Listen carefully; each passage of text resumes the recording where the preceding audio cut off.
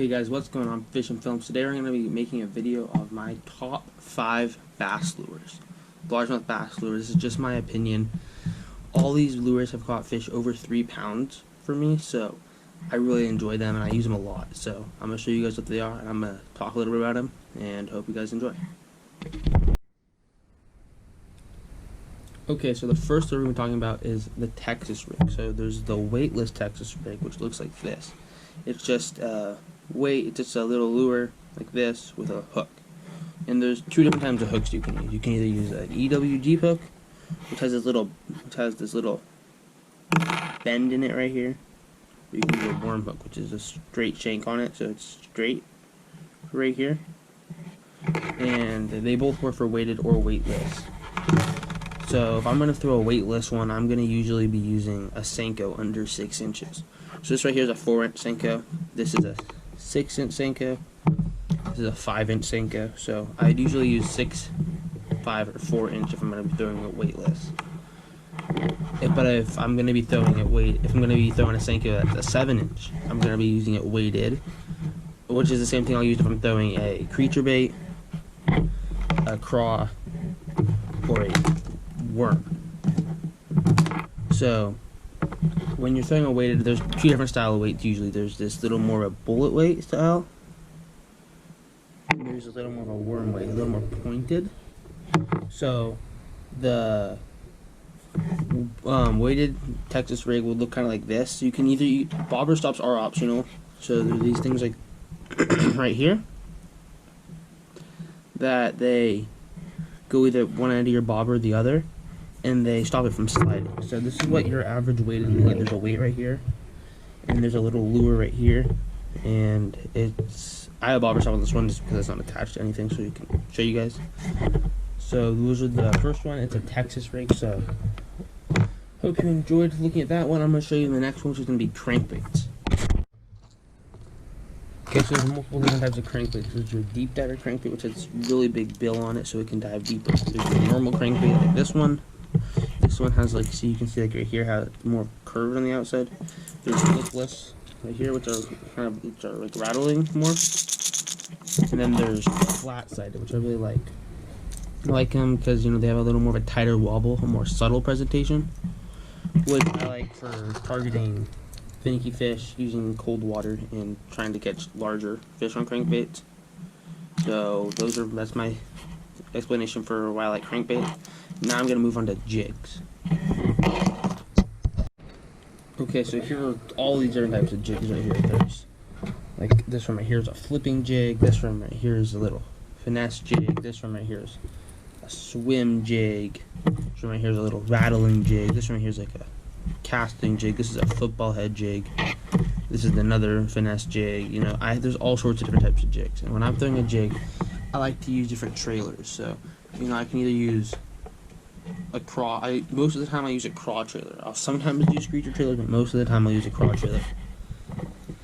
Like this finesse one right here, you can see I have a little baby rage craw on it. So this is don't forget the name of this craw, but I really like it, so I'll put it on. If I'm going to be throwing a jig like this color, more of a brown, I'm going to throw Alabama craw. I'll throw usually a black and blue craw or a creature on the back of this, like a little beaver maybe. And on bleeding, I'll occasionally throw an Alabama craw, but I'll usually throw green pumpkin or watermelon on it. And on these, of course, I'll also throw green pumpkin or watermelon. I'm really a big fan of finesse jigs because they'll catch all different sizes of fish, and they're easier to fish. They're not as heavy, so I use spinning rods most of the time for when I fish, so I like them more. And this, you can see right here, it's got a little craw. This is like one of my personal favorite ones. It's a Strike King Bitsy Bug bleeding jig, so I really like this one. This is a Strike King Pro Tour bleeding jig, so this one also has a little bit of a rattle, so it's a little more enticing for the fish. And if you want us to make a video about how to rig different jigs, Texas rigs, spinnerbaits, all those different things, drop a comment down below and say that. And I'm going to move on to spinnerbaits to show you guys different those, and we're almost done, so stay tuned and see.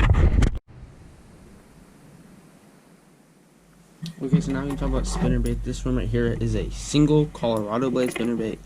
It's a special night spinnerbait. It's this purple, pink, black color. And then there's like these mini spinner baits. There's like this, it's also a single Colorado. And there's this one right here, which I actually have a trailer hook on. It's a chartreuse and white, dual blade, willow, Colorado, silver willow, gold Colorado. And this one right here is a baby bass color with a gold willow and silver Colorado.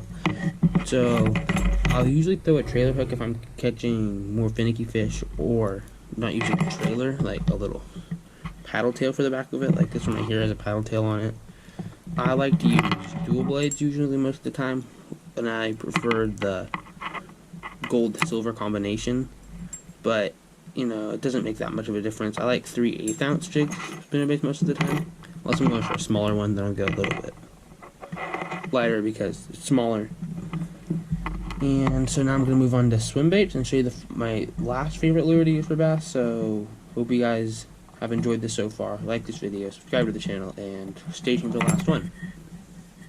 Let's get into it.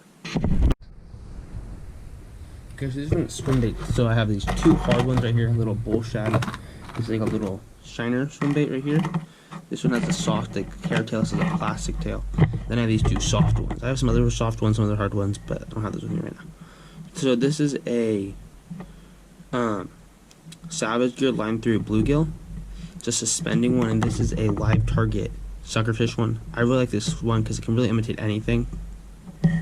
Little baby bass, shiner, suckerfish, little what's the name of this? Little shad, little pretty much anything can imitate. So it's really good at that. So I'll use that most of the time. Sometimes I'll throw this if I'm fishing just for purely bass, but it's suspending, so it kind of sinks slowly if you want to get deep. And I'll usually fish them like when I'm fishing shallow for them, or in the summertime. These two ones are just, they have a little bit more of it. They both kind of rattle. They make a little more noise when they're coming through the water, and they're jointed. They're multi-piece. One's plastic, so they have a little more of a little more movement in these ones. You just have kind of the kicking tail, even though this one is jointed.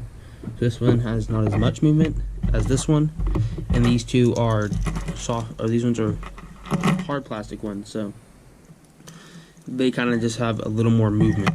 Not as lifelike, but more movement. So hope you guys enjoyed this video. Make sure that if you did, to like this video, subscribe, and comment down below again if you want us to make these, if we want to make a rigging video for spinnerbaits, jigs, Texas rigs, any other things. So comment those down below, and hope you guys enjoyed. Thanks for watching. Make sure to like and subscribe, and see you in the next one.